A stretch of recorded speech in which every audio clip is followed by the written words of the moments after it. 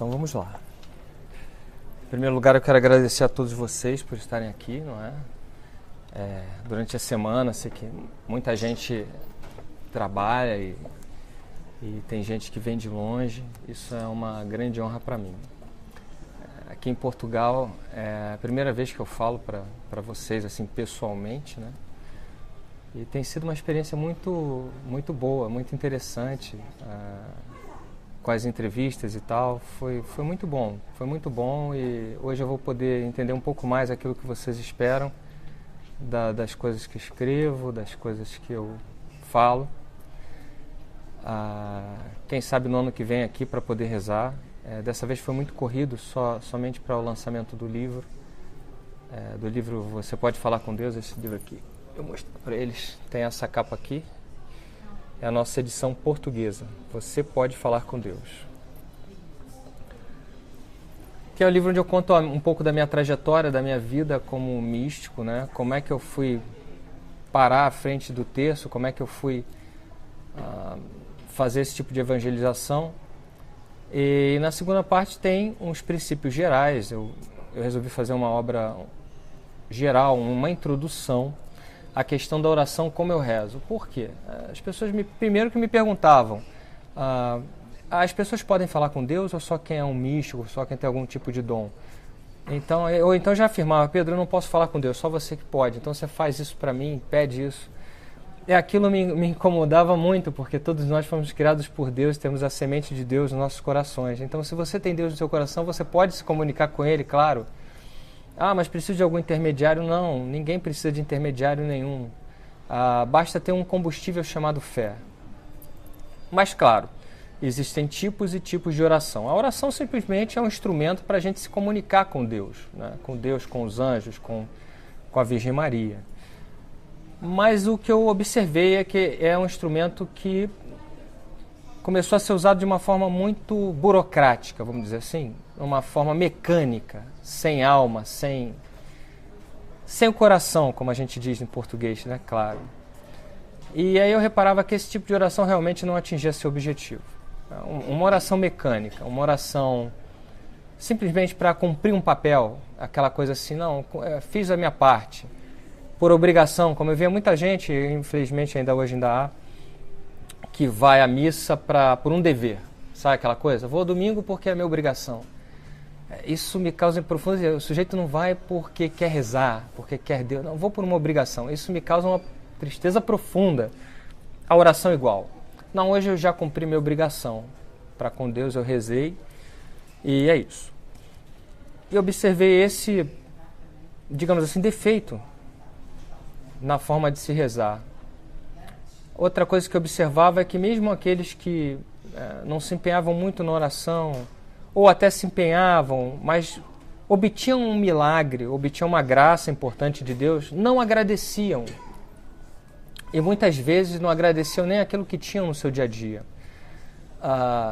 E aí, isso me lembrava aquela parábola onde aqueles 11 homens foram curados pelo Senhor Jesus, e somente um voltou para agradecer.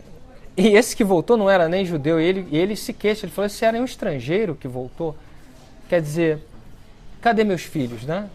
Deus se compraz, Deus se alegra quando os homens lhe são gratos por aquilo que têm, por aquilo que são.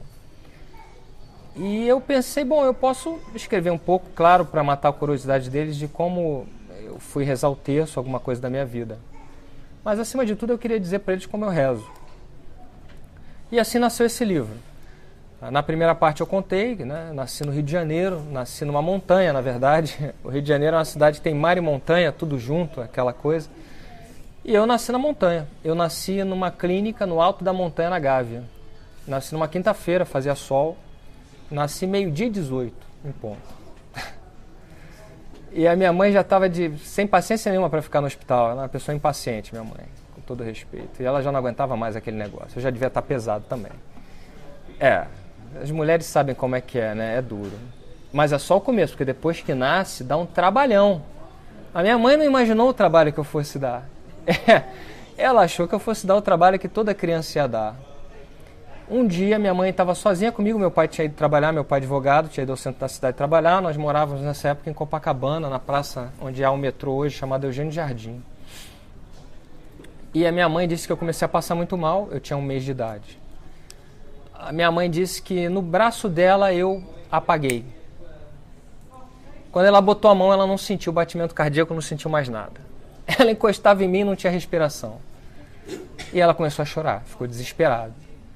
E aí ela desceu com a criança no braço, sozinha, e chorando, e ligou para o meu... Eu tinha ligado para o meu pai, mas meu pai estava no centro da cidade até ele chegar naquela época, e ela chorava, e uma senhora judia a viu com a criança chorando e falou assim: entra no meu carro agora e vamos embora para o hospital. Essa mulher... E era uma senhora judia muito boa, infelizmente hoje já falecida, mas se tornou muito amiga da família, claro, depois desse... E ela que acompanhou minha mãe, não conhecia minha mãe, veja, acompanhou minha mãe para um hospital. Chegando lá, o médico, quando viu a situação, começou a tentar reanimar a criança.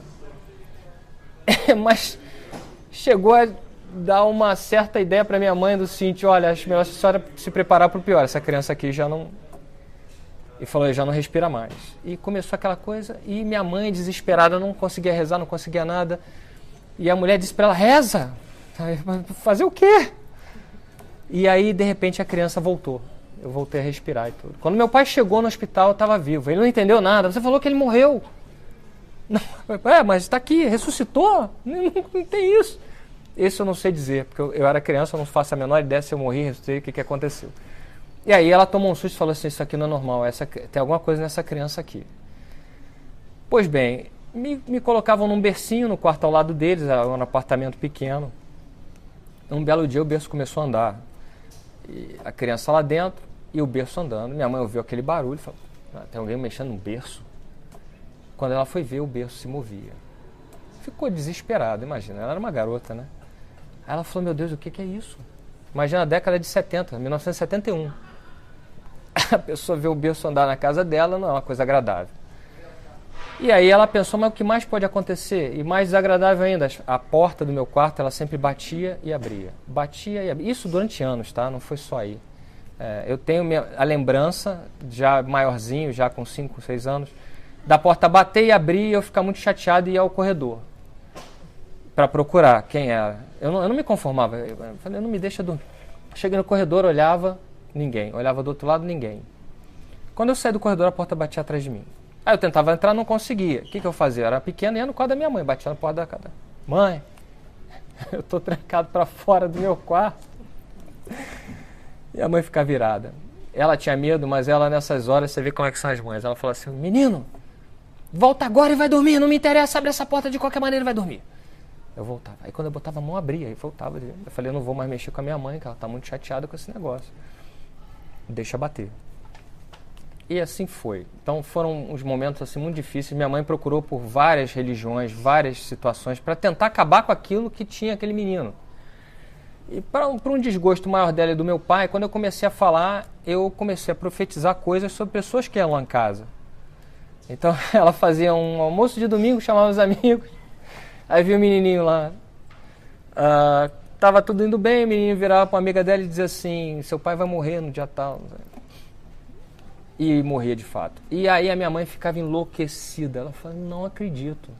E aí ela começou em cima de mim. Falou: garoto, nunca mais abre essa boca, senão você está de castigo, você nunca mais vai jogar futebol.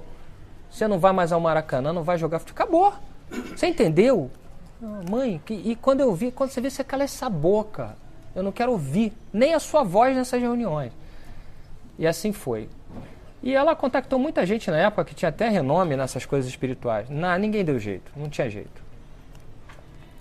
Além de não ter jeito, tinha um problema. Quando ela saía comigo e eventualmente passava por alguém que era espiritualizado, a pessoa parava para falar para ela sobre mim. E aquilo ela ficava virada. Eu me lembro até do rosto dela, ela é muito bonita, mas ela ficava transformada. Ela pegava: vambora, menino. E, tipo, não vem falar dessas coisas, não vem falar dessas coisas. E... coitada da minha mãe. E aí, essa era a situação que ela passava. E aí ela já falava comigo: se você abrir essa boca, se você guarda pra você. E outra coisa, eu não quero ver nada mexer lá em casa. Eu falei: mãe, não sou eu que mexo, mas eu não quero ver. E assim era e tal. E aí eu pequeno, fui parar num colégio de padres chamado Santo Agostinho. Nessa época a gente morava no Leblon. E os padres me ensinaram a rezar, não é? Tinha religião todo dia, educação religiosa. E eu rezava muito, papai do céu, não deixa nada mexer, senão eu não vou poder mais jogar futebol. Por algum motivo Deus ouviu a minha oração. Por volta dos meus 7 anos, por aí, as coisas pararam, assim, habitualmente pararam de mexer. Não que não aparecessem coisas estranhas na minha casa, mas isso parou. E como eu já entendia um pouco mais, eu via as coisas e calava a boca. Só se fosse alguma coisa que me movesse muito. E normalmente o que eu fazia? Eu tinha muita confiança no meu avô, pai da minha mãe. Meu avô era militar. E quando ele chegava lá em casa, eu contava para ele, vô, isso. Aí ele ficava pensando o que fazer com aquilo, tal. Não, deixa comigo. E era uma segurança, e a irmã dele também, que era uma senhora muito espiritualizada, que também tinha um dons interessantes. Aí um dia, num almoço desse com a família inteira, aquela coisa de família grande, né? E eu tava lá, não abria minha boca para falar nada. Essa minha tia-avó, que era irmã do meu avô, virou-se para minha mãe e disse assim, você sabe que essa situação, que é uma situação artificial que você criou aqui, isso não vai se manter por muito tempo. Esse menino, ele vai cumprir a missão dele na Terra. É inevitável. Mas minha mãe tinha o maior respeito por ela, tá? Minha mãe teve que engolir. Então minha mãe respirava assim, né? Aquela coisa assim, e falou para ela, ninguém vai poder fazer nada a respeito disso. Isso vai acontecer. E eu olhei para a cara da minha tia-avó espantada, falei, nossa, e agora? Mas pensei aqui comigo, falei, tá louca, não vou fazer nada, porque a situação não é boa, né? Quem sou eu? Eu não. Eu era muito disciplinado, obediente, criado em colégio de padre. Falei, eu nada, vou fazer nada. E assim os anos começaram a se passar. Eu tinha muita dificuldade em dominar esses fenômenos que aconteciam comigo. Tive que ter muita disciplina. E estudei muitas coisas, comecei a ler. Eu era garoto, lia muita coisa sobre espiritualidade, sobre tudo. Falei, como é que eu vou lidar com isso? Porque é uma coisa que me incomodava, né? E alguns fenômenos que eu queria entender melhor e tudo, e perguntava às pessoas, e assim foi. Mas, em respeito aos meus pais, fiquei calado e não dizia mais nada, assim, a não ser que alguém tivesse a permissão da minha mãe, né? Minha mãe dissesse, não, pode falar. Aí eu falava, não é? E assim se passaram os anos. E quando eu tinha por volta dos meus 18 anos, por aí, 17, 18 anos, eu passei a frequentar um grupo de orações para jovens, onde eu tocava. Acho que já viram o terço, sabem, eu toco no terço. Hoje em dia já toco muito mal, naquela época tocava, hoje em dia E tocava e tal, gostava, então me convidavam, poxa, toca as músicas aí, e eu ia tocar. Só a pessoa que coordenava esse grupo era minha irmã. Só que a minha irmã fazia medicina, faculdade de medicina, e chegou num ponto que ela não podia mais coordenar. E pediu para mim, fica na coordenação do grupo. Falei, eu? Não quero ficar. Não, fica, senão o grupo vai acabar, ninguém quer, aquela coisa ninguém quer. Aí eu pensei, olhei ali, era meia dúzia de pessoas, né? Falei, quer saber? Eu tô aqui mesmo, conheço todo mundo, tá bom. Mas nisso que eu fiquei nesse grupo, as visões começaram a chegar muito fortes para mim de novo. Começaram a me incomodar demais. E aí eu, na minha dúvida sobre o que fazer com aquilo já estava insuportável, né? Por tudo que acontecia.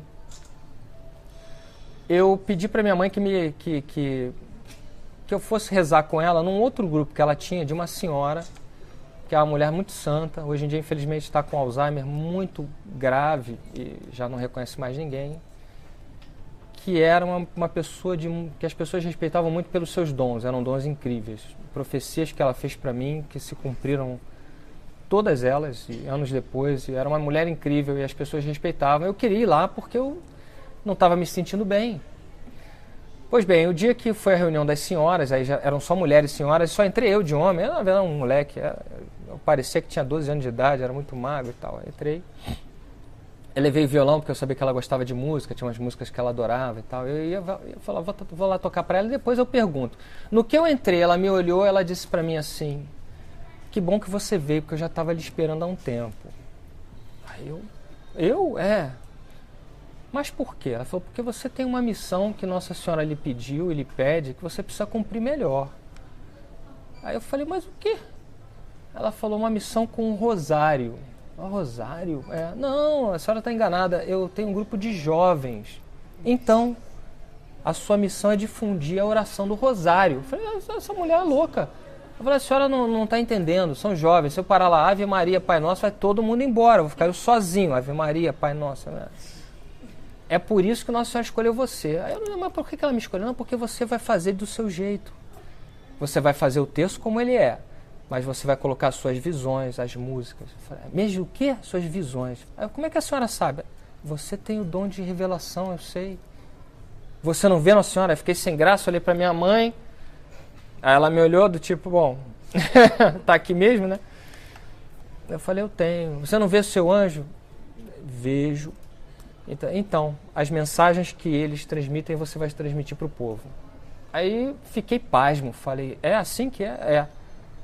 Aí minha mãe olhou espantada, aí ela virou e falou assim, não é Dulcinha? Aí minha mãe não teve jeito, tinha o maior respeito por ela. Acabou o problema aí. Pronto, estava livre. Bom, mas aí eu tinha minhas reservas, falei, bom, será que eu posso dizer tudo que eu estou vendo? Como é que vai ser isso? As pessoas vão dizer que eu sou um louco, né? E quando era pequeno, minha mãe, uma das tentativas dela foram os psiquiatras, os neurologistas, né? Graças a Deus que foram eles que me libertaram dessa busca. Eles deram um laudo para minha mãe, falaram, menino é perfeito, menino não tem nada. E um deles era professor de uma grande universidade, deu uma bronca nela, falou, a senhora vai deixar esse menino em paz para que ele seja feliz. E disse para ela, essas coisas acontecem. Mas qual a explicação? Eu falei, sei lá, eu sou médico, não tenho a menor ideia. Pergunta para um padre. Mas eles também não sabem, então a senhora não vai saber também. Agora vai deixar o garoto em paz porque fisicamente, neurologicamente, o menino não tem nada. E acabou ali. E foi uma grande bênção. Aí eu passei até a gostar dos médicos, né? Falei, que eu tinha medo de injeção, né, criança. Mas desse dia em diante eu passei a gostar. Falei, me libertaram. Foi a primeira grande libertação, né? Falei, me livrei, né? Mas aí, essa senhora me causou essa grande libertação e graças a ela é que eu estou aqui hoje. Porque se ela não tivesse dito com aquela convicção, se ela não tivesse me feito trabalhar os dons como deveriam ser trabalhados, eu não estaria aqui hoje. Pois bem, a reunião ia ser na semana seguinte, lá na casa da minha mãe, no apartamento da minha mãe. Era um apartamento grande, mas vamos lá, não cabe tanta gente. Era na sala a reunião. E aí chegou o dia, eu lembro bem, era uma sexta-feira, estava todo mundo lá, eu comecei a tocar, falei, gente, hoje a nossa reunião é o seguinte, nós vamos rezar o terço. Aí aquele silêncio. Vai fazer o quê? Terço. Aí eu peguei, isso aqui. Aí um dos meninos falou, eu não sei nem o que é isso aí. Não, vamos lá, isso aqui é o credo, Pai Nosso, Ave Maria, aquela coisa e vamos rezar. Então vamos rezar o terço. Comecei a tocar e tal, de repente meu anjo apareceu e falou, agora dá as mensagens, vamos lá, fala aí. E aí eu fui falando para cada um. E aí aquele silêncio. Tá bom. E assim foi a reunião até o final e tal. Acabou a reunião, eu fiquei assim impressionado com o silêncio, era diferente, saiu todo mundo calado, mas um rapaz falou assim, gostei muito, hein? Gostei muito. Que é isso aí que você tem, hein? Falei, o quê? Como é que você sabia da minha vida assim? Eu falei, não, foi o Espírito Santo que me revelou. Sério? Rapaz, mas como é que você pode saber uma coisa assim? Eu não sei. É interessante isso, né? E foi embora. Aí eu falei, que bom, né? Pelo menos um gostou, eu já não vou rezar sozinho na próxima sexta-feira. Vou ter eu e ele, vai estar legal. Né? Onde 2 ou mais estiverem reunidos, já tem 2, deu certo. Aí na outra sexta-feira, o interfone começou a tocar no apartamento da minha mãe, não parava de tocar, o porteiro estava muito nervoso lá embaixo. E falou para minha mãe, dona Dulce, tem alguma coisa errada aqui, tem muita gente para subir aí. Que muita gente é essa que pode ter? Tem muita gente, não tem muita gente, aqui são umas 10 pessoas que a senhora não está entendendo, tem muita gente aqui embaixo. Aí ela me olhou brava, falou, o que você fez? Eu falei, eu não fiz nada, estou aqui esperando para fazer o grupo. Aí ela me olhou, ficou parada assim, aí virou pro porteiro e falou, manda subir. Aí subiu muita gente. Aí essa sala tinha umas 50 pessoas, tinha assim como nós aqui, mas isso era muita gente no apartamento pequeno, na sala. Aí ela ficou impressionada, ficou de longe olhando para ver o que eu ia fazer. Ela falou, alguma coisa esse garoto tá fazendo aí, porque não é possível ter tanta gente assim. E assim a reunião foi. Na quarta vez já não dava mais, não cabia mais, era impossível. Aí ela me chamou, brava, né? Ô garoto, você não já vê que não dá mais? Eu falei, mãe, o que você quer que eu faça? Quer que acabe com o grupo, é isso mesmo? Não, acabar com o grupo nada, você vai lá na paróquia, lá na Santa Mônica, você vai falar com o pároco, vai dizer que esse grupo vai ser lá. Eu falei, como é que é? mãe, como é que o padre vai aceitar que eu dê mensagem na plena Santa Mônica? Os homens são espanhóis, como é que vai ser isso? Ele nunca viu isso da frente. Eu não quero nem saber se você vai lá. Aí eu fiquei preocupado, falei, e agora? Sim, você vai lá, você vai lá. E vou ligar para Dom Cipriano. Dom Cipriano é um monge beneditino, está vivo até hoje. Um homem que levou a renovação carismática para o Rio de Janeiro, junto com o Padre Jonas de São Paulo, Dom Cipriano no Rio. Gosta muito de mim, até hoje. Está com 90 e tantos anos, né? E Dom Cipriano, então, aí eu falei, melhor falar com Dom Cipriano. Vamos falar com Dom Cipriano. Dom Cipriano falou, vá lá. Aquele jeitão dele, tranquilo. Vai sim, vai dar certo. Eu falei, meu Deus do céu, e agora? Só que ninguém queria ir, era eu sozinho. Eu falei, agora vai ficar ruim para mim. Eu fui aluno do colégio, o que ele vai dizer? Não, vai lá, fui lá. E o pároco, na época, era um espanhol chamado Frei Antônio Moreno, que era um homem muito bom, mas era um homem muito fechado. E as pessoas tinham uma reticência com ele, porque nós brasileiros somos muito expansivos, né, abertos. Ele era muito fechado e tinha também um problema estomacal, uma doença e tal. E sobrou para mim falar com o Frei Antônio Moreno.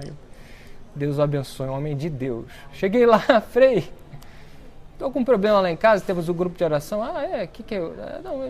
Nesse grupo de oração eu dou mensagens, falo para as pessoas, revelações do Espírito Santo, meu anjo da guarda e tal. Aí eu falei, vou falar logo tudo, né? Já tô aqui nessa, pior que pode acontecer, e o espanhol fala para mim, esse é louco mesmo, vai para casa. Aí pronto, me livrei. Porque o meu pensamento era esse, bom, vou lá, vou cumprir meu papel, me livrei do problema, né? Porque se não depende de mim, Nossa Senhora vai dizer, pronto, e eu tô livre. Então, aí no fundo a minha esperança era essa, ele falar, acabou, não pode, minha mãe dizia, não pode ir lá, eu falei, minha mãe, acabou, eu tentei, acabou. Ele vira para mim e fala assim, para quando é isso? Aí eu falei, Frei, eu faço toda sexta-feira. Sexta-feira, parou assim, me olhou e falou assim, eu tenho uma sala aqui em cima, cabe umas 100 pessoas, sabe, eu vou comparecer, eu quero ver.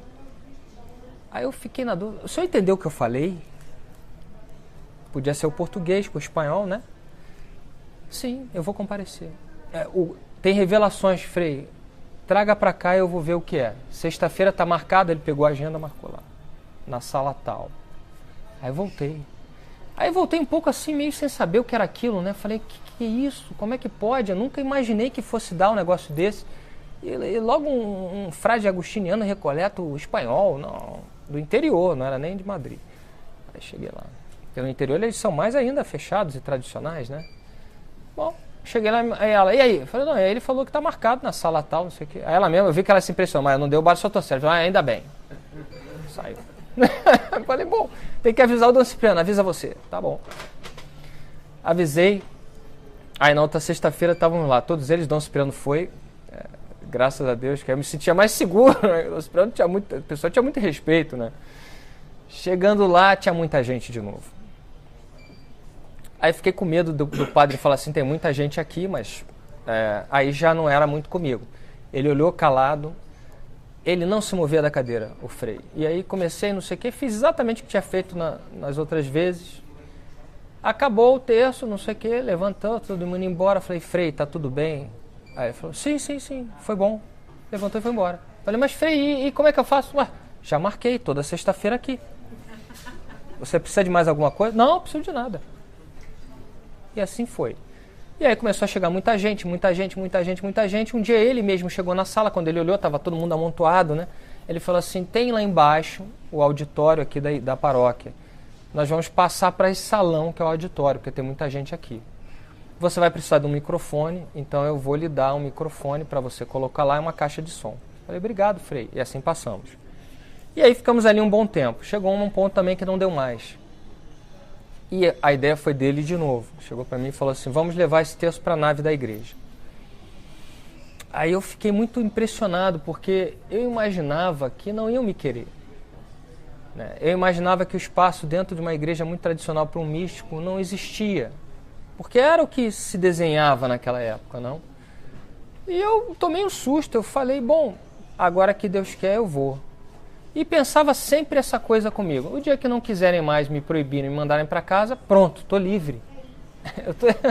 Eu tô livre, né? Eu vou viver minha vida, que beleza. Aí nunca chegou esse dia. E chegou uma época, em 2009, onde eu com essas mensagens, tinha um pessoal, né, eu contei já essa história, mas havia uma moça e tal que tinha uma mãe que iria falecer num câncer grave. Eu estou entrando na igreja, essa moça está chorando muito. Eu parei e perguntei para ela o que tinha acontecido. E ela então me diz que a mãe estava terminal no hospital, não sei o quê. Nisso, meu anjo da guarda, a gente rezou, meu anjo da guarda apareceu e disse assim para mim, diz para ela que na semana que vem a mãe dela vai para casa. Aí eu falei, você tá louco, rapaz? Como é que eu vou falar um negócio desse pra mulher? Ela disse que tá condenada. Não. Antes de começar esse rosário, você vai chegar lá e vai dizer pra ela que estará em casa e é um milagre que foi Jesus que mandou. Aí fiquei naquela, vou, não vou, mas aí também já tô ali, aquela coisa, pior que pode me acontecer, eu ser execrado. Tá bom, vou lá. Falei, olha, é o seguinte, a sua mãe vai para casa, na semana que vem estará curada. Ela parou de chorar e me olhou. Hã? Falei, é. Aí ela parou, secou as lágrimas, sentou e falou assim, muito obrigada. Aí eu me assustei com ela, falei, mas você não... O quê? Você falou, tá dito. É. Não foi eu não, foi meu anjo. Tá bom. Eu creio. E parou de chorar. Aí eu falei, meu Deus, e agora? E se ela chega em semana que vem cá, a mãe dela não tá em casa? Eu mato esse anjo, né? Eu mato esse anjo. Tudo bem, fui lá e tal. Rezamos. Na semana seguinte teve de novo um grupo de oração. Ela estava na porta me esperando, a moça, sorridente. Me abraçou. Eu falei, o que houve? Sua mãe tá em casa. Chegou em casa e tal. Tá curada. Aí eu falei, graças a Deus, né? Mas o graças a Deus foi mais de alívio do que de... Foi aquela coisa assim, ainda bem, né? Que o anjo cumpriu, né? Porque se ele não cumpre, é o que, né? E foi assim. Só que aí começou uma pressão muito grande das pessoas que estavam ali, queriam divulgar aquela coisa, né? Não sei se aqui em Portugal, assim, mas brasileiro tem esse negócio. Vamos divulgar. E eu não, falei, tá maluco que vai divulgar? Vai acabar com a minha vida, tem uma vida boa, não. Não, porque eu já estou cumprindo meu papel aqui. Disseram que eu nasci com esse negócio, com esse tal desse dom, que era para ter uma missão. Tá aqui a missão, pronto. Resolvi quanta gente aí. Éramos uns 400 pessoas. Falei, tá bom demais. Chega, acabou. Não. Minha vida é boa, tem minha família, tal. Não, chega. E uma pressão muito grande, muito grande. E o que começou a me preocupar foi que eu via alguns jornalistas lá, né, gente que eu via às vezes na televisão, estava lá rezando. Mas estava lá rezando, eu não podia chegar para ele e falar, não, vem aqui não, né? Tá rezando, o homem tem direito a rezar. Mas aí com jeito, eles tinham mais jeito do que o povo, falando, não, vamos divulgar, não vou divulgar. Chegou uma hora que a pressão ficou muito grande e eu tive uma ideia. Você vê o homem sem inteligência, né? Eu tive uma ideia. A minha ideia era que tinha acabado de chegar um novo pároco, isso já há alguns anos passados, foi em 2009. O terço na década de 90 tinha ido para a igreja, então já tinha se passado muitos anos. E eu tive uma ideia, falei, ótimo, o homem que estava chegando era basco, País Basco, era um frade, eu não ia deixar nunca, o homem não sabia nem o que era aquilo direito, né? Aí eu falei, tá bom, então vocês não me pressionem mais não, sabe o que vocês fazem? O chefe da igreja não sou eu, é o pároco. Sabe o que vocês fazem? Vão lá e peçam para ele, se ele topar, eu topo. Olha a ideia brilhante, é um gênio. E saí feliz para casa. Falei, pronto, resolvi o problema, empurrei pro frade que nunca vai, né? Nunca. Tá bom, passado um tempo, quando eu entro na igreja, tá o frade lá. Pedro, vamos conversar. Falei, ai meu Deus, o que eu fiz, né? E aí? Olha, pensei muito a respeito do assunto. Qual assunto? Aquele assunto da imprensa. Aí, sabe quando você fala, não é possível um negócio desse. E eu quero que você dê a entrevista. Falei, Frei, isso não vai dar certo, Frei. Isso vai virar um tumulto, Frei. Estou lhe dizendo, vai por mim, isso não vai dar certo. Temos que divulgar para a fé da... Frei, não vem com essa história de fé. Esse negócio não vai dar certo. Não, vamos... Bom, aí eu gostaria muito, já que o terço é aqui conosco, você vai divulgar.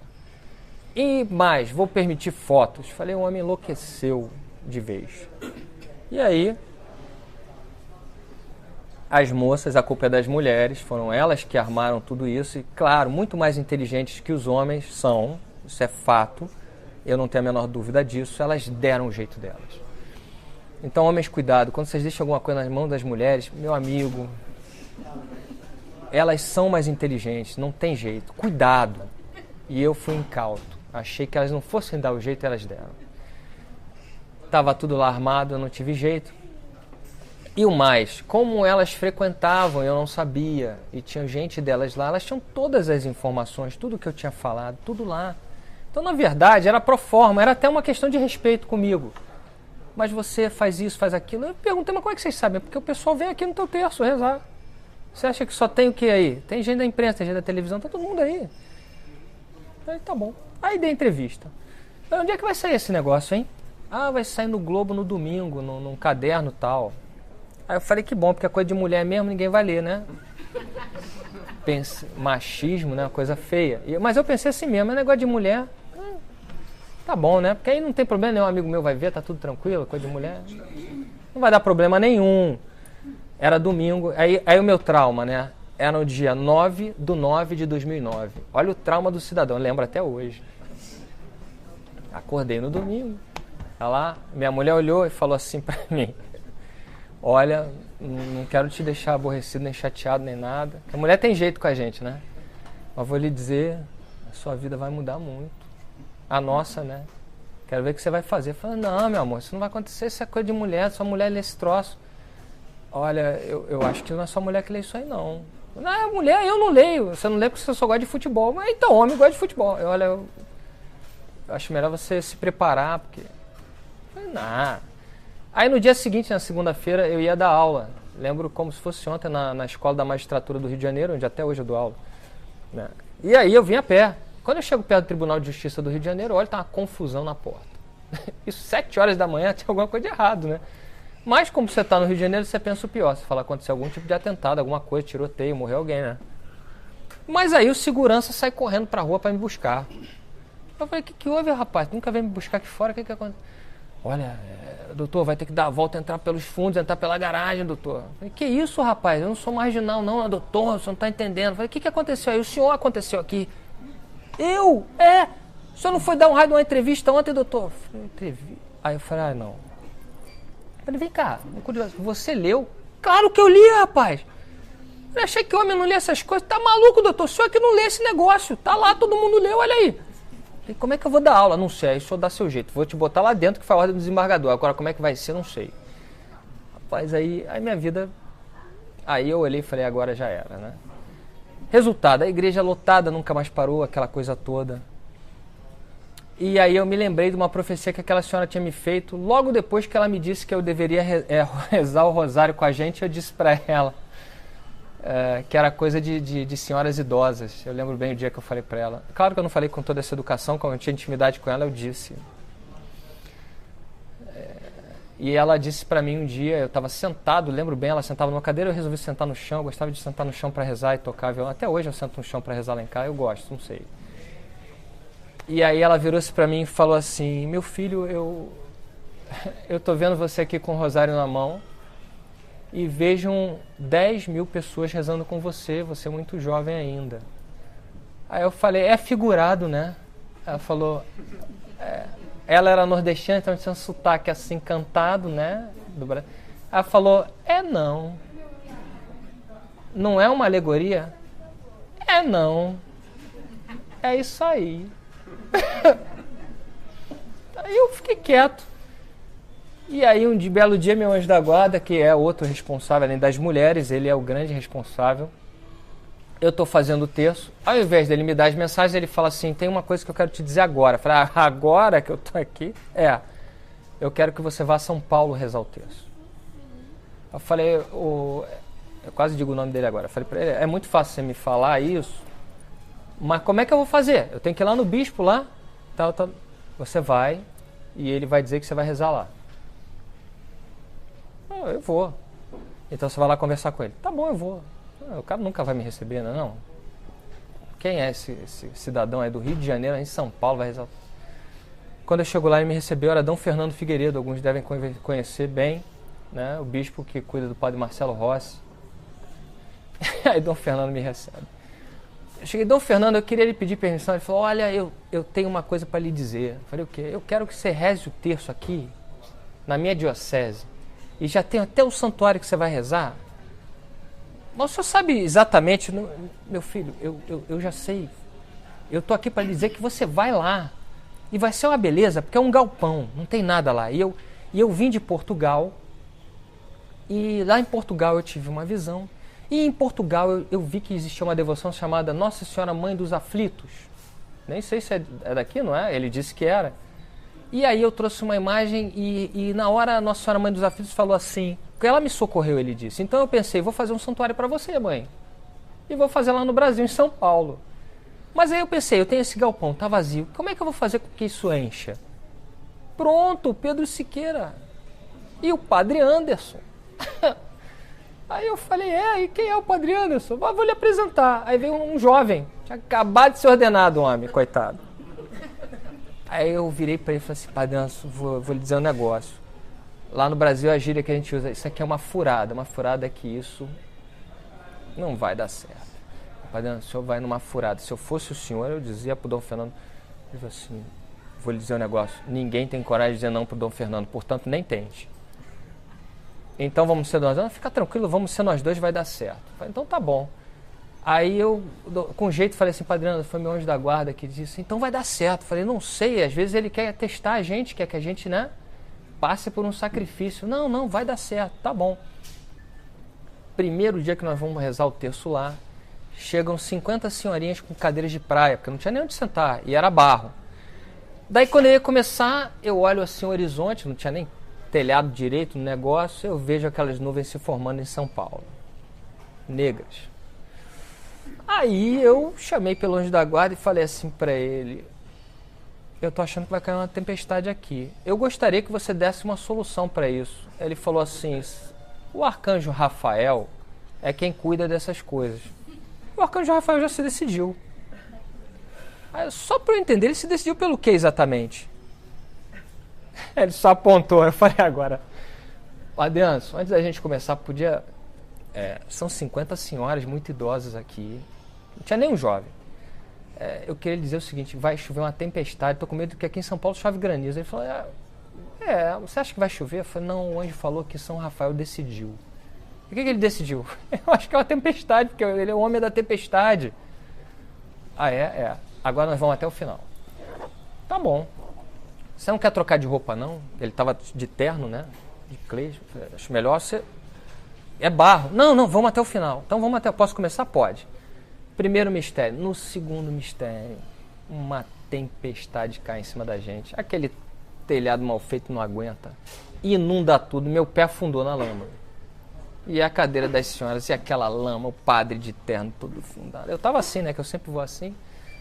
Eu só sei dizer que naquele dia esse meu tênis deu perda total, como se diz, né? Já era. E aí eu falei assim, padre, senhor, me desculpa, mas... Só... Aí ele falou, não, essas questões meteorológicas, né? Eu falei, padre, infelizmente o sonho do Dom Fernando acabou de ir por água abaixo, literalmente, né? E ninguém nunca vai rezar com a gente, essas senhoras não vão voltar aqui nunca mais. Não, essas coisas são de Deus, ele é muito otimista, o padre, só tem que dizer pra ele é um homem de fé, né? E aí eu falei assim, bom, então tá, semana que vem tô aqui. Não, você vem, você tá bom. Aí, a minha esposa é de São Paulo, tem família de São Paulo, pra mim, tranquilo, né? Tô lá. Quando eu cheguei na semana que vem, tinha muito mais gente. E eu fiquei impressionado. E reconheci aquelas senhoras, falei com elas, as senhoras não ficaram chateadas com aquela chuva? Meu filho, aquilo lá, você tem que entender o sinal. Eu falei, que sinal? Aquilo é a água dos céus que cai sobre nós. Era uma bênção de Nossa Senhora. Tinha que lavar a vida da gente, a sua, a nossa. Você não entendeu nada. Eu falei, realmente não tinha entendido, não. Mas Deus podia maneirar e não chover mais. Mentira, choveu muito. Mas muita gente. Começaram a fazer doações, conseguimos lá construir o telhado. Depois, hoje, o padre, além de ter pavimentado toda a área, tem ar-condicionado, veja. E eu sei que ali, um ano depois, no dia 1º de maio, quando eu fui fazer uma homenagem a São José Operário, que eu sou muito devoto, tinham 10 mil pessoas. 10 mil pessoas. Na hora, quando eu olhei aquilo, eu lembrei da senhora. Não, eu lembrei dela. E aí eu fiquei... Nossa, aí eu fiquei muito chateado comigo mesmo. Eu falei, meu Deus, o homem que deveria ter maior fé é o que mais duvida, né? E tava lá. Então, assim, a coisa começou a crescer. E aí o anjo olhando e falou, agora você vai para tal lugar, você vai para tal lugar, você vai para tal lugar. Um belo dia eu estava em Franca, no interior de São Paulo.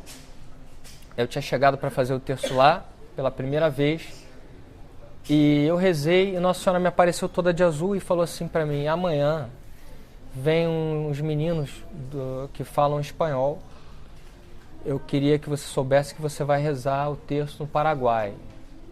Onde? No Paraguai. Em espanhol. A senhora tem consciência de que eu não vou aprender espanhol, não vou me dar o trabalho. Falei assim para ela. Ela falou: não, mas você vai falar e não se preocupa, mas você vai, quando eles te convidarem, você vai. Aí eu pensei assim: convidar nada, né? Tá bom, eu vou. Que aí eu não ia falar não também, né? Eu vou. No dia seguinte, tô lá, tô andando, passando, começam a me chamar em espanhol, eram uns jovens. E falaram assim: Pedro, se a gente conseguir a autorização do bispo da nossa cidade, você vai lá? Aí eu me lembrei. Aí eu falei assim: não acredito, vocês são de onde? Do Paraguai, me disseram a cidade. Aí eu falei: não é possível. Ele falou: por que não? Porque a Nossa Senhora me falou para ir lá. Aí eles se abriram, me abraçavam. Eu sabia que ia dar certo, falava assim. Eu falei: rapaz, você nem sabe, vai, o bispo não... Não, mas você pode fazer em espanhol daqui a um ano e tal. Eu falei: tá bom, eu vou tentar, né? Tá bom. E aí um ano depois estava lá fazendo em espanhol o negócio, né, o terço. E assim foi, então começou a me direcionar. Havia já uma profecia sobre Portugal. O terço será em Londres, havia também uma profecia sobre Londres. Essa então eu achava a maior graça, eu achava nunca eu vou rezar o terço em Londres. E tá lá essa semana teremos no dia 22 o terço em Londres. Então a Igreja Católica, ela sempre foi feita de profetas, de místicos, sabe? As pessoas dizem assim: isso na Igreja Católica não pode. Eu falei: engraçado, então não pode São Francisco de Assis, Santo Antônio, só para dar alguns exemplos. Padre Pio, Santa Teresa d'Ávila e tantos outros, meu amigo. A Igreja Católica, ela é alimentada pelos místicos, sim. Temos que ter espaço pelos místicos. Nós temos obediência à Igreja, nós somos tradicionais também. Mas notem, Santiago, em Compostela, viu Nossa Senhora. Foi o primeiro vidente. Não é? Já havia morrido, não foi? Foi o primeiro vidente. Em cima de um pilar no caminho. Nossa Senhora do Pilar. Está lá o pilar até hoje. Sabe? Então, quem somos nós para dizer que os videntes não podem? Né? Graças a Deus, o bom vidente é aquele que produz frutos de conversão. Então é por aí que tem que se avaliar da coisa, pelos frutos de conversão. Né? Então os videntes sempre estão aqui. Mesmo que eu não estivesse, estaria outro no meu lugar. E tantos outros vão surgir ainda. Né? Isso é do corpo da Igreja. Nós fazemos parte desse corpo, do corpo místico de Cristo. E Cristo vai enviar, é a vontade dele. Os homens não têm como barrar isso, não têm como proibir. Né? E como é que surgiu a questão dos livros, que eu conto aqui? E aí que entra Portugal na minha vida. A questão dos livros, aí sim, ela é 100% portuguesa. Aí você vai dizer: isso é fácil, que é brasileiro, né? Deve ter uma origem portuguesa. Sim, mas a minha família, a parte portuguesa da minha família chegou no Brasil em 1789. É muito distante, sabe? Eu tenho uma parte da família, claro, que é feita de índios que vieram da Amazônia, parte do meu avô paterno. Então eu adoro dizer que eu sou índio, mas eu posso dizer que eu sou porque eu sou. Se for lá fazer o DNA, eu sou índio sim. Né? Vieram de Santarém. Vai perguntar onde é que é Santarém? No interior do Pará. Lá dentro da Amazônia, sabe? Então eu posso dizer que eu sou. Tenho o maior orgulho de dizer que eu sou. Mas aí os caras vão: você é mesclado? Sim, tem uma parte que veio no século XIX da França e uma parte que veio no século XVIII de Portugal. Então eu sou uma mescla legítima de portugueses, franceses e de índios, graças a Deus. Então, eu não posso dizer que eu teria uma origem só, nascido no Rio de Janeiro. Mas eu sou índio, sou de certa forma português e sou de certa forma francês. Pois bem, nunca tinha posto meus pés em Portugal, até que a minha avó materna, que era uma mulher muito santa, minha avó materna... tinha uma coisa muito interessante. Ela dizia para todo mundo que ela era comadre de Nossa Senhora. Sério. E levava a sério aquilo. Porque quando meu tio precisou ser batizado de emergência, ela não tinha ninguém para ser madrinha. Ela estava no interior do Mato Grosso. Vocês não têm ideia o que era. Naquela época, então, tinha Viva a Alma. e o padre. E ela falou assim, padre, quem vai ser madrinha do meu filho? Não tem ninguém. Aí o padre disse, não tem problema, Nossa Senhora está aí, ela vai ser. Pronto. Nossa Senhora da Conceição, pode ser. Está lá a madrinha do filho dela. E ela tinha um orgulho. Nossa Senhora é minha comadre, Nossa Senhora é minha comadre, aquela coisa, qualquer coisa. E minha avó era uma mulher santa demais. Aí era assim, até de dar vergonha a mim, eu tinha vergonha até, me amava profundamente com aquela coisa toda dela, né? E aí um dia ela me chamou e falou assim, meu filho, eu queria que você fosse a Portugal. Vó, mas por que você queria que eu fosse a Portugal? Meu filho, eu queria te fazer um pedido. Ela já não estava caminhando tão bem, minha avó morreu com 94 anos, né? Lúcida e tal. Rezava o rosário todos os dias, missa e tal, aquela coisa. Mas ela queria ir a Fátima, mas ela sentiu que já não... E em 2007 ela falou, meu filho, eu queria muito que você fosse a Portugal com a sua esposa e tal. Uma avó, eu não quero ir a Portugal, vó. Mas por mim, porque eu escrevi uma carta para Nossa Senhora, quero que você vá lá e deixe lá em Fátima. Sério, vó? Você pode falar daqui, pensa, meu filho... Não é a mesma coisa quando você é peregrino, isso eu aprendi com ela. Mas por que, vó? Porque o peregrino já é um sacrifício, ele sai da sua terra para louvar a Deus. Nossa mãe vai ficar encantada com você. Você não trabalha para ela? Eu falei, então vó, eu já trabalho para ela, por que eu tenho que ir a Fátima? Eu sinto que você tem que ir a Fátima, é um pedido da sua avó. Aí ela foi mais esperta, ligou para minha mulher. Ela, Natália, eu queria dar de presente de aniversário. Eu e a minha mulher fazemos um aniversário praticamente juntos, eu sou de 26 de agosto, ela de 29. Eu queria dar de aniversário para você na viagem a Fátima, a Portugal. Minha mulher encantada com aquilo, tudo que ela queria. Eu quero conhecer. Aí eu falei, agora já era a mulher. Quem manda em casa é a mulher, todo mundo sabe, não é? Então tá bom, vó, me dá a carta que eu vou, a gente vai, não tem problema não, vamos lá. E aí chegamos aqui em Portugal, em Lisboa, não conhecia nada, né? Fiquei encantada, a gente foi muito bem tratado pelos portugueses, aquela coisa e... A minha primeira reação com a minha esposa foi ir lá em Santo Antônio, devoção, né? Os cariocas são muito devotos de Santo Antônio, muito, muito, muito. Nós temos um mosteiro de Santo Antônio, chama Convento de Santo Antônio, Rio de Janeiro, que é tradicional do tempo que o mar ainda batia ali, que aquilo ali é aterrado, né? No tempo que os portugueses chegaram, o mar batia ali. Ali estudou um grande santo brasileiro chamado Frei Galvão, e ali nós temos relíquias de Santo Antônio. Então eu adorava ir ali, é ali que eu me confesso, sabe? É o lugar que eu vou, que todo mundo vai. E eu adorava, e fui bater lá ali onde Santo Antônio nasceu. Foi a primeira coisa que a gente foi fazer. Fomos nós dois lá, subimos lá a pé.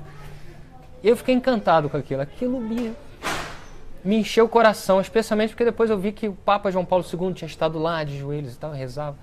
E aquela força de Santo Antônio. E Santo Antônio me aparece de tempos em tempos, e me apareceu. Então eu fiquei encantado com Portugal. Falei, nossa... Aí pensei um pouco de culpa, falei, eu não queria nem vir aqui, né? Um pouco também porque tinha uma profecia sobre Portugal e aí começa a acontecer muita coisa, você fica ressabiado, fala, não quero nem que esse negócio aconteça aqui, que a minha vida tá boa, né? Mas aí chegou o dia de irmos a Fátima. Chegou em Fátima, minha avó nos colocou num hotel na época, era tudo terra batida ainda, em 2007, né? Toda essa construção que vocês veem foi feita em direção ao centenário, né, o governo e tal, então não existia. Em 2007 era terra batida. E ficamos num quarto que dava vista para o santuário, tinha uma varanda. E eu, com aquela coisa de místico, peço perdão a todo mundo, aí os portugueses, mas eu sou assim, eu bato o olho, eu tenho que ver a energia do lugar, eu tenho que ver luzes, eu tenho que ver uma série de coisas que são para mim não é. Eu, infelizmente, não adianta a pessoa me dizer, eu sou igual São Tomé, eu tenho que ver para crer, e eu tenho que ver do meu jeito, e eu tenho que saber que senão para mim não é, não adianta. É uma coisa minha, é feio. Está no Evangelho que vale mais a pena aquele que crê sem ver. É verdade, vocês têm muito mais valor do que eu, mas infelizmente até hoje não consegui mudar. Chegou lá, foi para a varanda olhar. Primeira coisa, eu vou olhar para esse santuário, eu vou ver esse negócio. Tinha uma certa luz, claro, especialmente onde foi a azinheira, que infelizmente cortaram, vocês sabem que aquela árvore não existe mais. Mas aquilo, assim, eu pensei, perdão, tá, todos os portugueses aí, vocês do Porto, perdão, hein, de Fátima. Mas não foi a luz que eu esperava ver. E aquilo me aborreceu, virei para minha mulher e falei assim, Natália, cadê? Mas é lindo, não acredito, eu estou me sentindo emocionado. Eu falei, mas não é o que eu queria ver. Ela falou, vamos na varanda então. O que é que você está vendo? Eu olhei. Mas quando eu virei para ela, eu olhei no horizonte E aí eu vi. O que eu vi... como é que eu posso descrever? Você até me emociona com esse negócio. Mas o que eu vi foi uma paixão à primeira vista. Era uma abóboda esmeralda que reluzia numa mata. Quando eu olhei aquilo, eu falei, é lá que eu vou. Vai, vamos descer. E ela olhava aquela mata e falei, como é que é? É lá que eu vou. Vambora que eu tenho que ir lá. Não vamos nada, nós vamos lá. Não, deixa pelo menos eu ir ali na capelinha e tal. Então vamos na capelinha e vamos lá. No que a gente desceu, vinha uma senhorinha com um carrinho. Uma senhorinha local, eu vi que era. Eu falei, vou perguntar para essa senhora. Não, vamos lá rezar na capelinha. Não, nós vamos, mas eu quero perguntar à senhora. Eu olhei na linha aqui, expliquei, não disse para ela o que eu vi. Falei, o que nós temos lá? Ela olhou e falou assim, sim, o Bosque de Valinhos, é isso. O que é isso? Sim, era onde os pastorinhos costumavam ir, onde Nossa Senhora apareceu umas vezes, onde o anjo de Portugal apareceu. Eu olhei para minha mulher e falei, é lá que eu vou. É lá, tá me chamando, é lá. Meu lugar é lá. E ela, não, vamos primeiro na Zinheira. Fui também, muito bonito, rezei, e eu nervoso, tem que ir lá. Eu tenho que ir lá enquanto tem luz, que a gente chegou mais de tarde. Eu falei, tem que ir lá. E vamos embora lá então. Aí ela falou assim, não, esse homem vai vamos levar esse homem lá. As mulheres são mais pacientes, e foram mandando. E aquela poeirada, aí passava um carro, aí levantava aquela poeirada, né?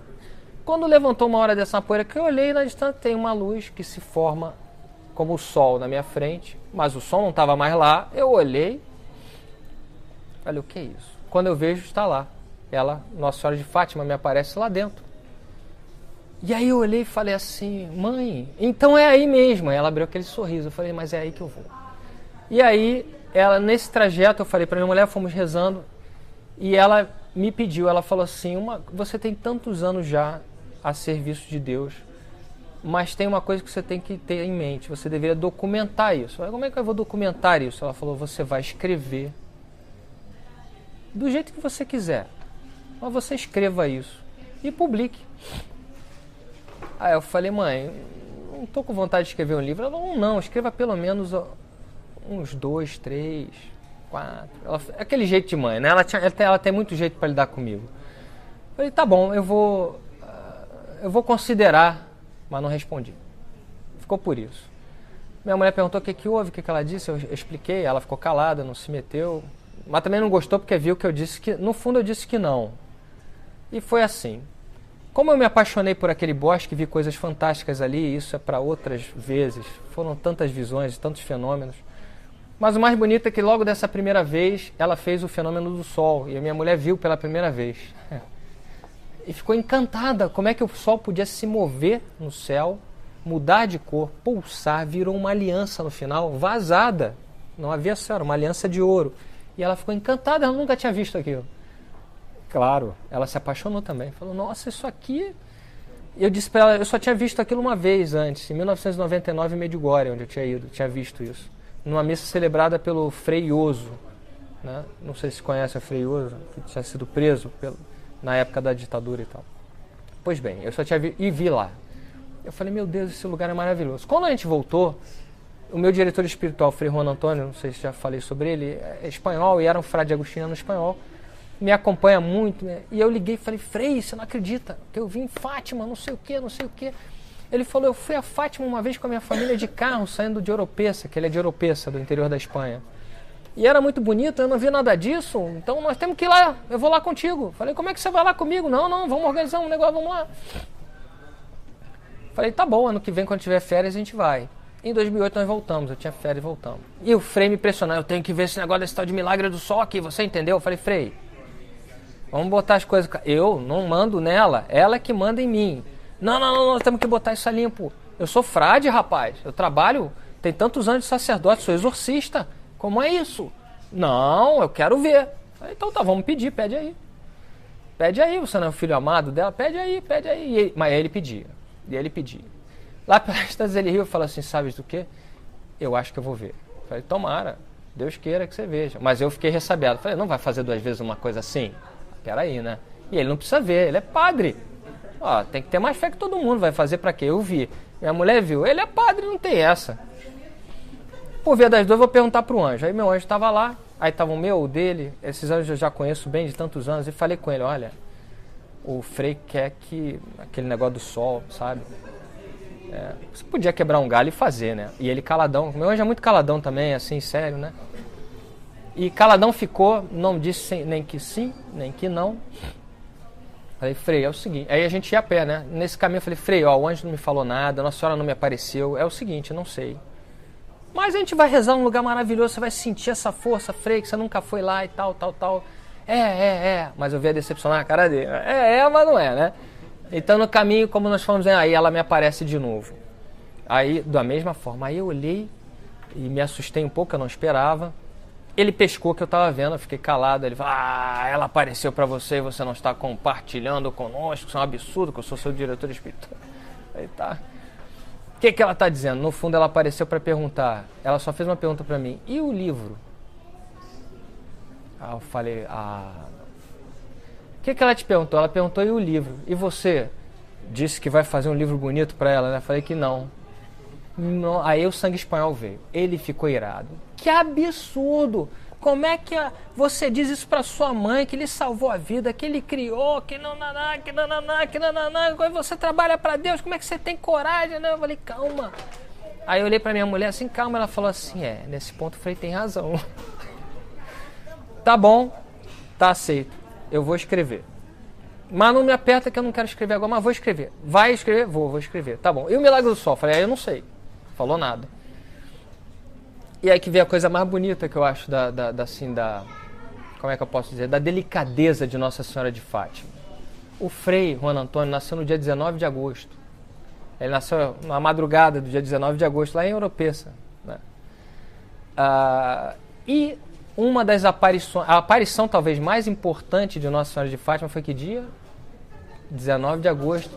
Lá no bosque, onde existe exatamente a imagem mais bela de Nossa Senhora que eu já vi na minha vida, aquela imagem branca, de pedra, aquela imagem é a imagem que quando eu olho para ela, na primeira vez que eu vi aquela imagem, eu tomei um susto. Eu falei, o homem que esculpiu isso aqui viu Nossa Senhora. Eu falo, não viu, eu falei, viu, porque é praticamente igual quando eu a vejo, o rosto dela é praticamente aquele. Aí me perguntaram assim, eu falei, eu a vejo assim. É uma menina, deve ter uns 15 anos de idade, linda. E é praticamente aquela imagem, se vocês forem ao Bosque de Valinhos em Fátima, vocês são daqui, podem pegar o carro, 1h15 estão lá. Menos até, 1h15 vocês vão devagarinho. O ônibus leva isso aí, né? Então, olhem para a imagem e vejam o rosto de Nossa Senhora, que é praticamente aquele. E a primeira vez que eu vi também, tomei um susto. Falei, como é que pode? Eu falei para minha mulher, o homem viu. Ele deve ter visto, mas me disseram que não viu. Não sei. Mas para mim era incrível, porque era... E o Frei, quando olhou, falou, é essa sim. E ele olhava, ele falou, realmente é preciosa essa imagem e tal. Quando nós chegamos lá, o anjo falou, agora diz para o frade olhar para o sol. O problema era meio-dia e estava um calor desgraçado. O sol era brabo. Aí eu falei, vai cegar o homem, vai ser ruim para mim. O que eu vou dizer lá depois? Diz para ele olhar. Falei, Frei, é o seguinte, o anjo falou que você pode olhar que o milagre vai acontecer. Agora, sim. Falei, você quer ver ou não quer ver? Aí quando ele olhou, ele fez assim, não é possível, a luz do sol sumiu. Aí eu falei, rapaz. Falei, então fica olhando, Frei. A minha mulher olhou e falou, dá pra ver tranquilamente. Meio-dia. Aí quando eu olhei, falei, graças a Deus eles vão fazer. Porque a luz parece que some, você olha como se fosse um... E o sol começou pra lá. Mas o Frei, eu acho que ele é muito, muito espontâneo, ele não esperava. Ele começou a gritar. Ele tem um vozeirão assim de barítono. Ele começou, não é possível que eu estou vendo. Aí ele começou a gritar. E daqui a pouco veio umas senhoras pelo bosque. Elas nos olharam assim, né? E viram aquele homem zarrão, vestido de padre, gritando. A mulher falou assim, são loucos. E passou. Mas o Frei parecia que não via mais ninguém. E aí teve todo aquele milagre, o Frei emocionado, o Frei gargalhava, depois botava a mão assim no rosto e gargalhava e falei assim, ele falou, é inacreditável o que eu vi. Eu falei, eu vi, mas é inacreditável o que eu vi, mas aí ele falava toda vez e tal. Aí ele falou assim, eu queria então dizer pra você que o meu aniversário é uma coisa fantástica, eu tenho que homenagear a Nossa Senhora, aquela coisa dele. Ele falou assim, então vamos ali rezar em frente àquela imagem de Nossa Senhora. Vamos agradecer. Eu falei, bonito, Frei, vamos agradecer. Aí nos ajoelhamos e tal, aquela imagem linda e tal. Aí o anjo falou assim, repara na imagem, no manto dela. Aí eu falei, por quê? Ele falou, porque Nossa Senhora de Fátima se traja de branco, não é isso? Mas em outras partes, não. Olha o manto. Aí, inacreditável, o Frei, quando ele vira para mim e fala assim, eu acho que eu estou tendo uma alucinação. Eu falei, por quê? O manto está mudando de cor. E o manto, que é branco, quem conhece lá, começou a virar verde, vermelho. Foram todas as cores. Aí que ele gritava mais ainda. Aí botava a mão na imagem, beijava. Beija. Então a minha relação com Fátima é assim, visceral, uma coisa inacreditável. E dele mais do que a minha, porque como ele é espanhol e a ordem todo ano o manda para ver a família que é na Espanha, ele nunca pega um voo direto para a Espanha. Ele desce em Lisboa, mal pisa em Lisboa e já está em Fátima. E faz um retiro pessoal e vai no bosque. E ele todos os anos vê.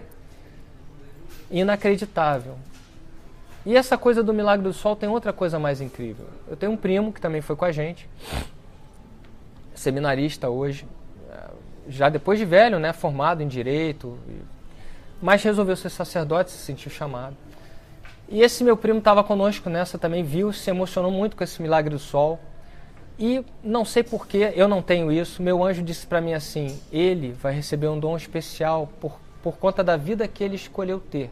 Deve ser o sacerdócio, não sei. Por quê? Pelo amor de Nossa Senhora e de Cristo, ele onde ele estiver, quando ele estiver rezando, ele olhar para o sol, ele vai ver uma Eucaristia e uma aliança e vai ver o sol. Eu falei para ele, falei, olha, me disse isso assim, assim.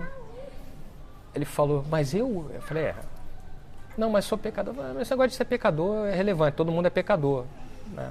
Eu também sou, mas tá bom. Onde ele está, ele consegue ver. Ele tem, a graça dele é tão grande que ele gosta de dar umas corridas na Lagoa Rodrigues Freitas, no Rio de Janeiro. Ele, quando vai correr, ele olha para o sol e vê o tempo todo. E fica o tempo todo, ele me diz que fica o tempo todo. Como se fosse uma hóstia na frente dele, ele vai rezando o texto e correndo. Não me pergunta por que escolheu a ele. Eu não tenho isso. Eu tento olhar, não consigo. A não ser que o anjo me diga, agora você pode olhar, né? Eu não consigo. Então, assim, Nossa Senhora tem uma coisa particular para cada um de vocês. Para cada um. E essa minha relação com Fátima é uma coisa inacreditável. É o lugar que eu digo para todo mundo. Eu falei, se eu pudesse escolher onde eu gostaria de morrer, era ali. E não era só ali, é em frente à imagem do dia 19 de agosto, ali. E se pudesse ser enterrado ali, eu seria muito feliz. Não vai acontecer nunca, mas eu gostaria, né? Então, assim, é a minha relação com Portugal. Desse ano em diante, eu já voltei aqui para fazer retiros espirituais com o Frei, com alguns amigos, no mínimo 6 vezes. Todas as vezes para ir a Fátima e passar uma semana em Fátima, eu gostava muito. Infelizmente, depois de um tempo, isso acaba sendo reconhecido, né? Lá, as pessoas... E eu queria ficar mais sozinho, mas isso aí é um outro problema. E então, a minha relação com os livros, na verdade, nasceu em Fátima.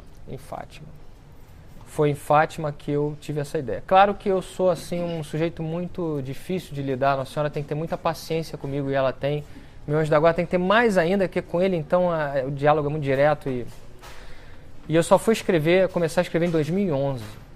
Na realidade, eu dei meu sim em 2008, só fui começar a escrever em 2011. Né, pro desgosto do Frei, só em 2011. Mas tá aí. Eu na verdade escrevo por amor, por prazer, mas também para documentar essas coisas que eu vejo. E depois do primeiro livro eu cheguei a uma conclusão. O livro chega onde eu não chego, onde eu não posso ir, né? E isso é que me encantou a respeito do livro. Então eu nunca fui à Noruega, nunca fui à Finlândia, nunca fui à Islândia, nunca fui ao Japão. O meu livro está lá. E está em outros lugares, as pessoas se evangelizam, se comunicam comigo pela internet. Agora temos aí o YouTube, por isso eu estou gravando, porque essas pessoas estão lá. Então é uma coisa que me impressionou muito, eu não sabia. Hoje eu vejo o quão importante é a questão de ser escritor. Sei que eu acabo demorando muito para soltar os livros, mas é porque eu tenho essa minha carreira de advogado, sou professor também, tem família, tem que cuidar das coisas, eu acabo tendo pouco tempo para escrever, eu sei que é ruim. E sei também que o desejo das pessoas é que eu explique mais, né? Mas o que vocês têm aqui em Portugal, hoje, esse livro Você Pode Falar com Deus, é a base. É como a coisa começou e os fundamentos para isso tudo. A partir daí, vem outros livros, né? Então, eu com o tempo vou tentar explicar mais desses fenômenos de uma forma que vocês consigam entender. A dificuldade fenômenos místicos não são explicados ou vistos em palavras. E mesmo quando eu me comunico com eles, a maioria das vezes, com o meu anjo, com o santo, com Nossa Senhora, não vem em palavras, vem telepaticamente em blocos de imagens. É o que é o melhor que eu posso dizer para vocês o que é, blocos de imagens. Então, em 1 segundo, eles podem me passar uma informação que eu, para passar para vocês, levaria de repente 10 minutos, entendem? E mais, é da minha responsabilidade transformar aquilo que foi visto em palavras. Então, notem, a mensagem sempre vai passar, isso não é só comigo, através da minha mente, das minhas palavras para vocês. Então, a minha responsabilidade como instrumento é muito grande, porque sempre vai passar pela minha inteligência, pela minha capacidade de reter aquilo, de compreender aquilo. Então, Deus é perfeito, mas eu posso errar. Graças a Deus até hoje não aconteceu, mas eu poderia errar. Mas é muita responsabilidade. E depois de um tempo eu pedi a Nossa Senhora que me aposentasse disso, né? Que eu queria me retirar, que ela botasse alguém mais jovem, porque hoje em dia eu tô 46 anos, falei, estou muito velho já para esse tipo de coisa. E eu acho que já tenho tenho no mínimo 25 anos de serviços prestados, tenho direito a uma aposentadoria. Aí já entra aquela coisa do advogado, né? Aquela coisa feia. Não ser advogado, mas essas coisas são feias, eu tentando negociar. Mas nunca consegui. Então, depois de um tempo, também desisti. Falei, quer saber, vamos ver até onde eu vou conseguir levar isso e tal. Mas aí ela fica ampliando a obra, ampliando. Eu fico um pouco nervoso com essas coisas. Eu acabei aqui em Portugal. Para mais coisas, né? Que também me deixa um pouco tenso. Mas aí eu fui pensando, né? Falei, poxa, eu devo tanto a Fátima e tanto ao povo português. Porque todas essas coisas aconteceram ligadas a Fátima. Meu ancestral português está muito distante, mas eu estou ligado assim de uma forma visceral com Portugal, entende? E aí do nada o pessoal na feira de Frankfurt se comunicou com o pessoal da minha editora, o pessoal daqui. Eu primeiro achei que era algum tipo de brincadeira, né? Quem é que vai saber quem é Pedro Siqueira em Portugal? Peraí. Mas sabiam e de repente tinham 5 editoras aqui interessadas e eu me assustei um pouco, fiquei um pouco arredio, meio que empurrei um pouco para a moça lá de confiança da editora brasileira, não queria tratar sobre isso, pensei, minha vida já está muito difícil, vai ter mais essa incumbência, talvez eu não dê conta, então não... Mas era isso, e o meu anjo falou assim para mim, você tem um compromisso com Portugal. Lembre-se de Fátima. Aí vem aquele sentimento de culpa, eu não posso, né, negar Fátima. E aí surgiu tudo isso, eu estou aqui agora, né, com vocês. Então, assim, é uma honra muito grande. Eu tenho muitas outras coisas a fazer aqui com vocês em Portugal. Isso é só o início. Vamos começar com calma sempre para não assustar ninguém. Hoje eu tenho essa consciência da dimensão do susto, né, da dimensão de como as pessoas às vezes se assustam. Eu sei que o desejo muito grande é de participar de um terço, que é realmente o fundamental, porque ainda que eu não dê uma mensagem para aquela pessoa, a pessoa vai sentir. Ela vai sentir o que se passa ali. E tanta gente conseguiu ver e ouvir, gente que nunca teve um fenômeno na vida, quando foi ao terço, experimentou coisas que nunca imaginou que fosse experimentar. Não por minha causa, por causa dela, da nossa mãe. E dos anjos. Bom, aí é uma coisa só, porque ela é a rainha dos anjos, como dizia São Francisco de Assis. Então, assim, a minha ideia é essa. A minha vantagem é que o livro pode percorrer Portugal quando eu não posso. Então, vamos aguardar. As coisas vão acontecer, porque vocês são o povo de Fátima. Eu não canso de dizer, eu falo assim, no mundo, o português é uma língua praticamente deixada a escanteio, né? Claro, nós somos quase 200 milhões de brasileiros, a língua está praticamente viva por isso, porque a população de Portugal é menor que a população de São Paulo. E Moçambique e Angola estão muito pequeno, Cabo Verde muito menor. Mas nós falamos o nosso português, falamos português e mais. Quando estou com os outros estrangeiros, eu digo, e Nossa Senhora fala português. Como é que você pode dizer que Nossa Senhora fala português? Nossa Senhora é de Fátima, ela fala português. E comigo ela fala português. E com os pastores ela fala português. Então, olha que coisa bonita. Nossa Senhora, além de falar croata lá com o pessoal de Medjugorje, ela fala português. Olha a nossa responsabilidade. Isso tem que significar alguma coisa, entendem? Significa que nós somos um povo muito amado, muito escolhido. Ela fala a nossa língua. Estão entendendo? Ela poderia escolher qualquer língua do mundo. Ela quis falar português em pleno século XX. É moderno, somos nós. A minha avó estava viva. Entendem a responsabilidade? E olha a responsabilidade de Portugal. As pessoas ficam me cercando, fala de anjo, fala de anjo, fala de anjo.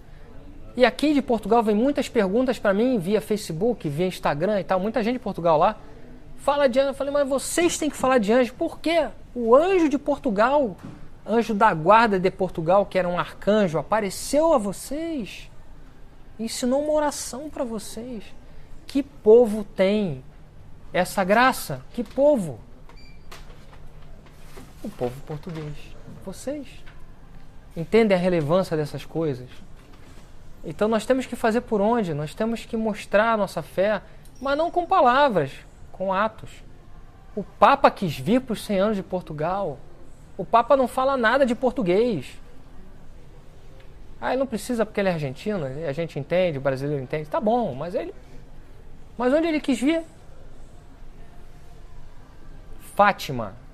Então é uma responsabilidade grande. Eu tenho consciência de que eu tenho essa responsabilidade.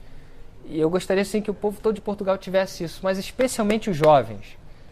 Porque as pessoas me dizem, a fé em Portugal está morrendo, os jovens não querem, os jovens não querem. Não. Sabe? E eu vou dizer para vocês, a minha grande função talvez seja essa, com os jovens aqui. Então é uma honra muito grande estar aqui. Falei demais, infelizmente me dão 10 minutos, e se deixarem eu vou falar 1 hora. Hoje lá na rádio, na RTP, tiveram que botar relógio, senão a gente ia embora também. Mas também aí o locutor também estava interessado, ele foi um bate-papo, começa a conversar comigo, eu tô achando que eu tô conversando, né? E aí a gente vai embora. Você dá papo para brasileiro, o negócio vai durante...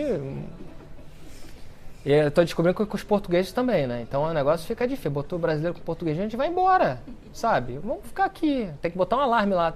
Acabou esse negócio aí, chega. Né? Então, assim, é gratificante saber que vocês estão aqui. É gratificante saber que eu estou aqui. Já agradeci tanto a editora Bertrand por esse carinho, por sei lá, não sei por que eles foram lá me buscar no Brasil, mas eu estou aqui. Diga.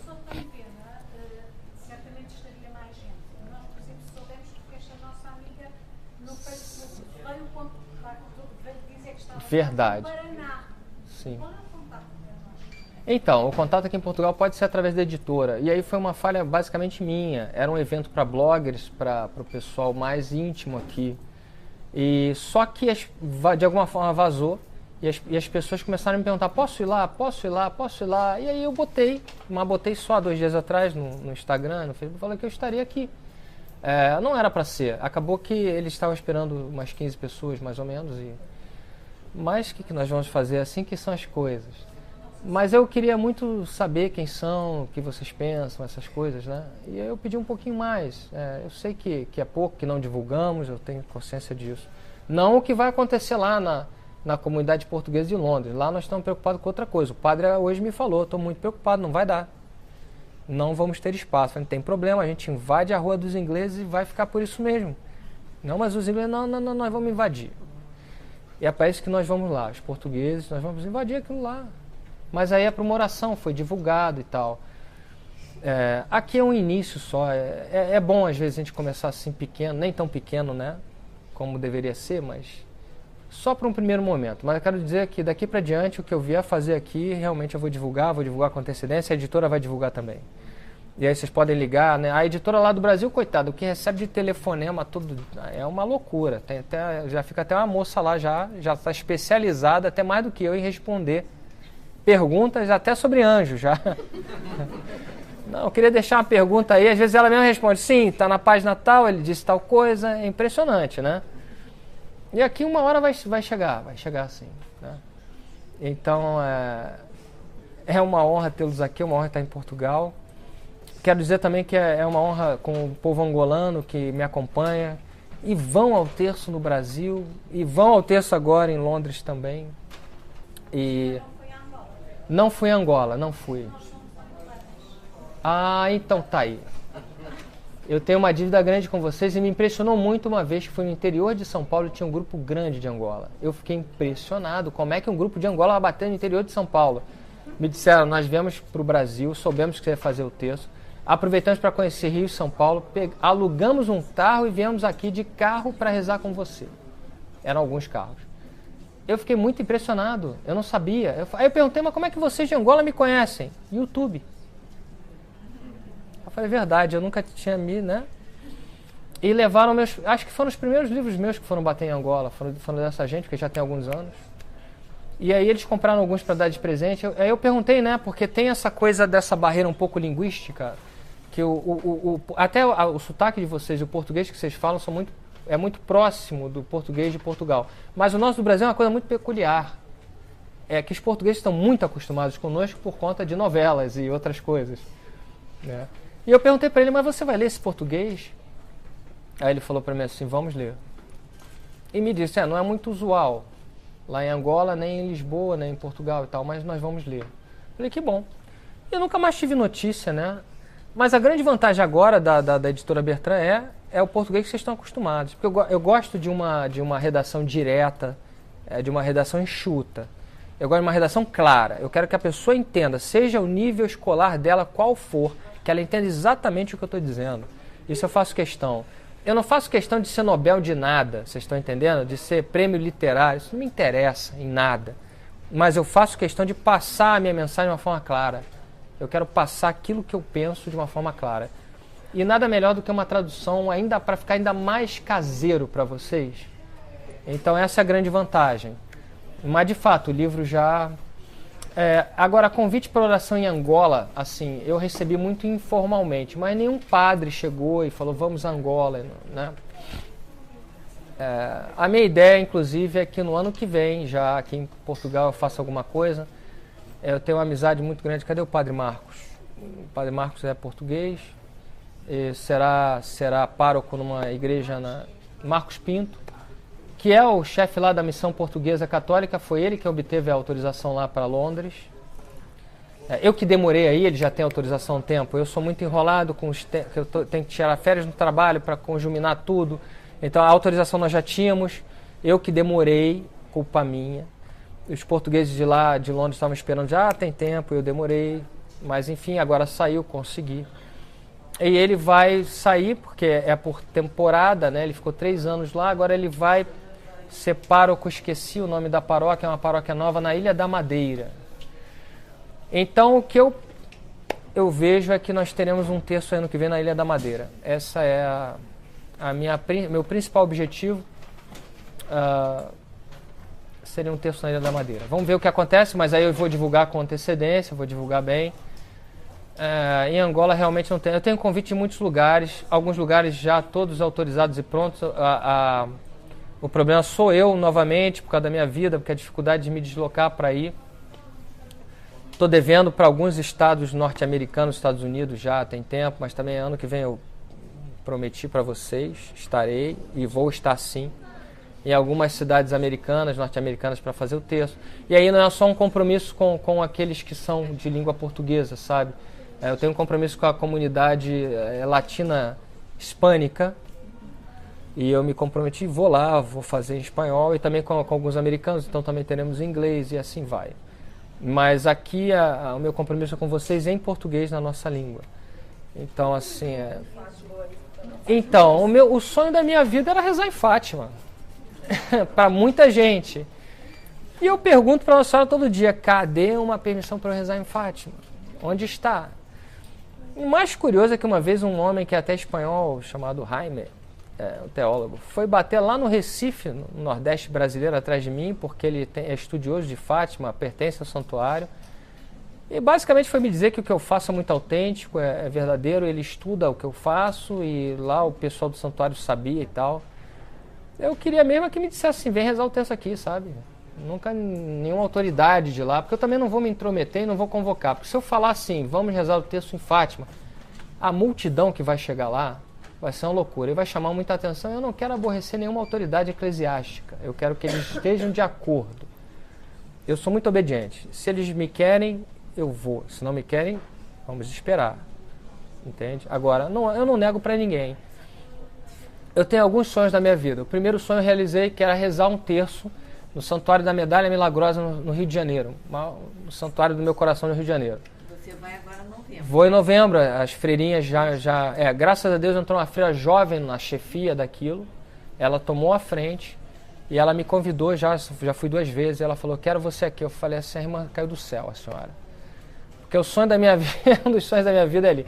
Ali foi o único lugar da minha vida em que eu olhei o Santíssimo e se projetou o rosto de Cristo. Eu vi o rosto de Jesus, a única vez que eu vi foi ali dentro. Né?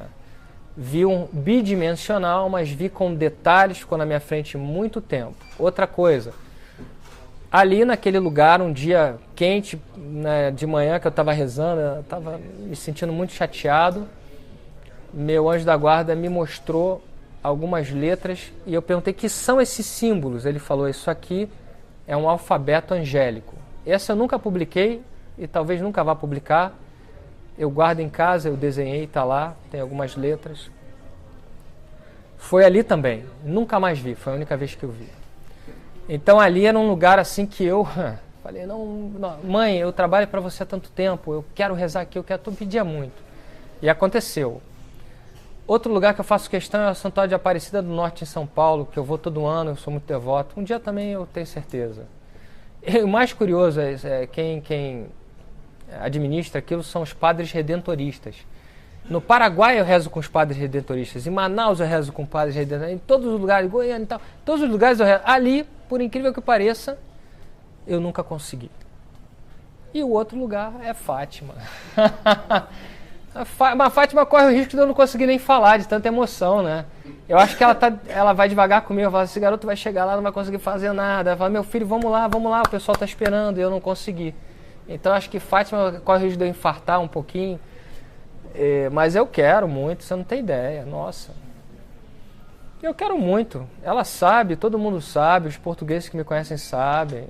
É que eu não sou assim, eu não faço pressão, não vou me intrometer, mas é claro que eu quero, meu Deus, capaz de eu fazer o troço todo de joelho lá, e nossa, eu queria, era um sonho, é como se ela dissesse assim pra mim, tá vendo, você cumpriu a sua missão, alguma coisa assim, sabe, um sinal pra minha vida pessoal. Eu falar assim, meu Deus, eu fiz, eu consegui aquilo que eu, sei lá, nem imaginava. Tem tanta coisa também que eu nem imagino e vai. Mas enfim, seria uma grande graça. Claro que tem outros lugares que eu gostaria muito. San Giovanni Rotondo, na Itália, porque o Padre Pio em Assis, na Basílica, porque São Francisco foi o primeiro santo que me tocou e eu senti fisicamente o toque, sabe? De me abraçar, de me pegar como vocês pegam. Então, assim, eu tenho alguns desejos. E os meus desejos passam por Fátima de uma forma muito intensa. Fátima é maravilhoso. E no Brasil é uma pressão muito grande hoje para que eu leve um grupo para rezar comigo em Fátima, como essas excursões para santuários. Há uma pressão. Um dos empresários que tem uma empresa dessa que é excelente, eu não vou fazer propaganda não, fiquem tranquilos, mas é meu amigo, é um homem de oração e toda hora ele fala. E agora ele foi inteligente, ele foi no Frei Juan Antônio e falou assim, vocês dois vão levar, Frei. E o Frei falou, mas eu só gosto dos santuários marianos. Falou, você leva em que santuário que você quiser. E aí aquela coisa, o Frei já fica no meu ouvido, nós vamos lá levar o povo, não sei o que. Eu falei, Frei, já imaginou quanta gente, Frei? Como é que a gente vai cuidar de tanta gente? Vamos rezar com essa gente todo no bosque de Fátima. Vamos levar todo mundo pro bosque. Já pensou aquele monte de gente? Eu falei, Frei, eu acho que vão expulsar a gente de Fátima. Eles não viram isso, Frei. Os homens são mais tranquilos. Não, nós vamos e tal. Então, há assim, muitos projetos. Infelizmente, meu tempo é muito curto, porque quando comecei tudo isso, eu poderia ser um missionário pura e simplesmente, mas eu quis trabalhar. Aquela passagem do Evangelho da Carta de São Paulo que diz eu vou ganhar o meu sustento com o meu próprio suor, eu faço questão disso. Então, eu tenho meu trabalho. eu faço questão, eu tenho meu trabalho hoje em dia até como escritor, mas é um trabalho, tudo bem, a dedicação quanto a isso poderia ser melhor, é que eu fisicamente não tenho essa resistência toda de escrever. Eu hoje em dia acabo escrevendo à madrugada, mas é muito cansativo, eu não posso cometer erros, eu tenho que ter uma técnica também, porque tem lá minha vaidade pessoal que é lamentável, mas você vê, eu tenho minha formação, eu fiz mestrado, doutorado, eu não posso sair escrever de qualquer jeito. Outra, eu tenho que olhar e saber que aquela pessoa vai compreender, que pessoas de menos cultura vão entender. Isso tudo passa por esse momento, né? Então, assim, é uma vida complicada que eu sinto que saiu um pouco do meu controle e eu tenho loucura por controlar essas coisas, mas infelizmente hoje em dia saiu. E eu estou exatamente no limbo, eu não sei mais o que será e como será. Mas tenho esse desejo, aqui em Portugal. Mais alguma coisa que vocês queiram saber? Vocês podem perguntar? Eu ia sugerir uma coisa. Diga. Que era que passássemos, sem dizer a palavra, claro, porque acho que era imediatamente Vamos lá. selada, era que passássemos, se calhar, a autógrafos. Sim, os autógrafos primeiro para quem tem horário. Vamos lá. Era Vamos mais lá. para